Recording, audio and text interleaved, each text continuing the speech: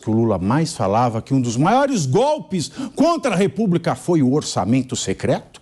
Pois é, o governo federal vai começar a transferir dinheiro aos parlamentares na tentativa de aumentar a sua base de apoio e também, é claro, minar a CPI por parte da Câmara dos atos do 8 de janeiro. Mas isso será feito sem qualquer transparência, é claro. Segundo informações do jornal Estado de São Paulo, o Planalto elaborou um modelo de negociação que mantém em segredo os políticos que definirão para onde vão os bilhões de reais do recurso público. O documento não estabelece nenhuma medida para tornar público quem serão os congressistas atendidos pelas verbas. No total, Lula terá a bagatela de 100 bilhões de reais para negociar. Através dessa medida, que tecnicamente é chamada de R2, Ricardo Rous, ele repete aquilo que era chamado de R9, que era o orçamento secreto, que ele odiava. E uma medida que foi declarada ilegal, imoral e inconstitucional pelo Supremo Tribunal Federal. Ou seja, ele está tratorando uma decisão, mudando o nome técnico, né, dessa forma de distribuir a verba e repetindo aquilo que ele dizia que era o fim da República. Pavinato, isso é uma das formas de acabar com a nossa democracia, aleijando o poder legislativo. Parlamentar que aceita dinheiro do R2, do R9, do R qualquer coisa, para trocar o seu voto R2D2. em troca do apoio ao governo, não é parlamentar, é corrupto. É um enganador do povo, é um estelionatário do povo. Essa é a realidade. O povo elege um deputado federal, um senador ou outros parlamentares nos estados, nas câmaras de vereadores, para criar leis mais modernas, enxugar aquilo que não funciona, propor leis que de fato ajudem a população e principalmente fiscalizar os atos e os gastos do Poder Executivo. Então, se o deputado federal ou um senador aceita receber dinheiro, cargo ou qualquer outra coisa para fazer vista grossa no Poder Executivo ou só dizer amém ao Poder Executivo, ele deixa de exercer a função dele. Nós perdemos esse parlamentar. Isso não pode mais acontecer. E nós, que somos os verdadeiros fiscais, é quem colocamos essa galera lá dentro, é quem tem que ficar de olho nisso, porque isso é um absurdo. Isso é alejar a nossa democracia. Você não acha, não dá a impressão também que o legislativo nosso não é para legislar, o nosso legislativo ele é uma espécie de cartório, despachante, né? Despachante de verba federal. O Ricardo estava falando numa fala anterior dele, estava falando numa fala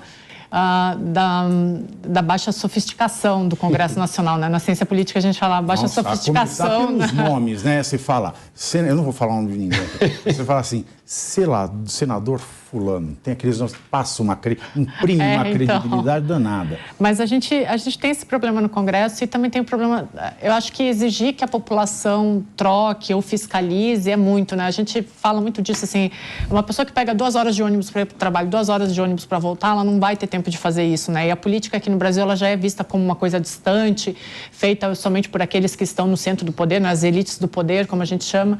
Mas, assim, isso que está acontecendo agora, eu acho que tem 2 momentos recentes da nossa história que, para mim, me fariam ir para as ruas. Primeiro foi toda aquela tramitação da PEC da transição, que esse governo já começou com um rombo de 200 bi. Isso é um dos maiores absurdos, que eu vi uma equipe de transição já enviar uma PEC para o Congresso e começa um governo com um rombo de 200 bi. E agora isso é mensalão 3.0.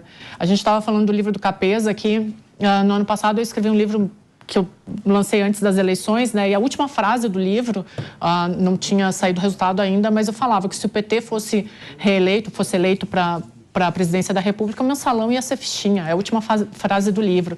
O que a gente vê é isso. Assim, eu não entendo como que as pessoas não se revoltam, não saem para as ruas. Porque é a reedição do mensalão, não tem o que dizer isso daqui. Eu poderia dizer assim, né? Alguém, se eu fosse, imagina, o vidente Netinho, lembra do Netinho que cantava samba? Né? Ele ia falar do mensalão, ele falava, vai ficar legal. Foi isso que aconteceu? Ficou legal? Pavinato, primeiro, a minha crítica às emendas em geral vai no seguinte sentido, né? Em linhas gerais, 25% da verba obrigatória vai para a educação, 15% para a saúde. E os entes federativos gastam em média 50% de folha.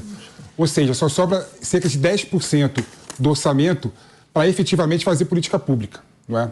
E o governo Bolsonaro, com o orçamento secreto, usou muito esse 10% para distribuir verbas secretas para os parlamentares, certo. O que é um absurdo. E o Lula, está voltando a fazer esse mesmo erro que o Bolsonaro, não tem gerúndio, que Bolsonaro iniciou, o que é um absurdo, né? Eu não tenho nenhum problema em defender a emenda parlamentar desde que ela seja transparente. Eu acho que o parlamentar, aquela pessoa que foi eleita pelo povo e que conhece a realidade da ponta que elegeu ele... Mas eu vou pôr tudo em transparência, vai ter que ser tudo transparente. Sabe... Tem sigilo. Não, mas sabe aonde tem que ser destinado... Tem sigilo. Tem que ser destinado investimento para comprar ambulância, investimento para fazer determinado capeamento de estrada naquela região dele. Então, eu acho que é válido. O problema, para mim, é a falta de transparência que, mais uma vez, o Lula está insistindo no erro do Bolsonaro. Agora, o PT, Capês, ele está lá, né, insistindo na coisa da lei da estatal. Ou seja, não estão cumprindo a lei descaradamente, a lei da estatal. Não está sendo cumprida. Ponto. Mas lá está discutindo. Então, enquanto isso, o mercadante continua lá. Qual é o argumento da discussão? É uma lei discriminatória. Não poder... A Constituição brasileira não admite discriminação nenhuma.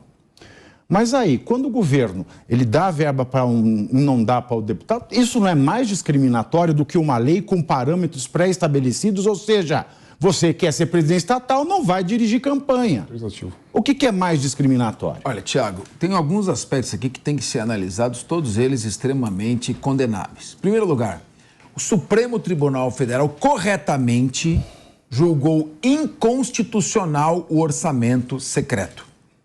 Deputado que quiser enviar verba para o seu reduto eleitoral, ele faz uma emenda ao orçamento, claro que tudo isso é negociado, uma negociação política, e ele tem a sua cota em que ele endereça a sua base eleitoral, como disse o Felipe Monteiro, verbas para compra de ambulâncias, reforma de ruas, pavimentação, saneamento básico, etc. Muito bem.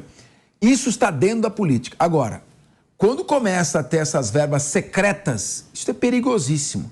Você não tem um controle de fiscalização, isso viola o princípio da publicidade, da moralidade, da impessoalidade, da eficiência. E pior agora, pior do que a emenda secreta, o orçamento secreto, é o parlamentar ligar lá para o ministro, autorizado pelo presidente da República, e falar, olha, manda aí do seu orçamento mesmo, direto do Poder Executivo, direto para a minha base eleitoral, X valor. Cuidado aos ministros, hein? Porque muitas vezes ocorre, não é a regra, mas ocorre desvios de conduta e corrupção nessas emendas parlamentares. Falar que não sabia de nada, cara. Aí é que tá. Se o ministro atender um pedido secreto de um deputado para encaminhar dinheiro para sua base e lá tiver algum esquema de desvio desse valor, é o ministro que está assinando. Agora tem uma dúvida. A assinatura é dele. Eu estou com uma dúvida aqui, né? A gente está vendo que é um método que foi considerado inconstitucional foi o método da orçamento secreto. Não este, o anterior. Foi considerado inconstitucional. Sim, mas é diferente do que está hoje em dia. Hoje em dia é pior ou melhor? Hoje é pior. Porque ainda o secreto você ainda poderia violar do sigilo, identificar quem é semelhante. É semelhante. O orçamento secreto. Sim ou não? O orçamento do relator não é semelhante. Esta é pior? Esta de hoje é pior ou melhor? Não tem pior ou melhor. Assim, os dois estão errados. As razões pelas quais a R9 padeceu de constituição... Eu vou perguntando de várias formas. As razões pelas quais a R9 foi considerada inconstitucional são repetidas na R2? São. Então nós temos aí uma constitucionalidade. Um crime de responsabilidade é um crime contra a Constituição. Sim. Na definição da própria Constituição. Isso pode gerar uma discussão sobre impeachment? Não, eu não acredito que isso seja suficiente para gerar uma dúvida. Não acredito que seja motivo para impeachment. Mas é um motivo para que o Congresso Nacional ponha a mão na consciência. Nós furamos o teto constitucional, nós acabamos com o teto constitucional. E a justificativa para acabar com o teto constitucional foi pagar R$600 o piso do Auxílio Brasil, chamado agora novamente de Bolsa Família. Nós estamos falando em furar em 100 bilhões de reais para atender emendas que são importantes, mas não são prioritárias para o país. Ora, eu fui presidente da Assembleia Legislativa, nós aprovamos 70 projetos do Poder Executivo, sem esse troca-troca de emendas parlamentares. Tem que ter um limite. Os deputados já têm um orçamento impositivo, já têm as suas emendas separadas. esse apetite voraz por emendas, a ponto de deixar o parlamentar descumprir a sua função constitucional, retirar uma assinatura de uma CPI que investiga atos antidemocráticos em troca de enviar emenda parlamentar a mais da que ele já enviou para os seus redutos, quando não é para praticar desvio de conduta, porque a gente sabe o que ocorre. Não é a maioria dos casos, mas ocorre também. Então é preciso fiscalizar bastante o que está acontecendo. E eu volto a indagar, que esforço irracional é esse para gastar bilhões de reais que podem ser encaminhados a programas sociais para tirar a assinatura de uma CPI que investiga atos antidemocráticos que, a princípio, não são imputados a esse governo? Eu não estou entendendo essa lógica. E nem precisaria existir se o governo federal liberasse imagem e se todo mundo, né, que apareceu em algum momento fosse investigado, nem que fosse para provar a sua inocência. Isso é fato. Mas a gente vê verdadeiras afrontas.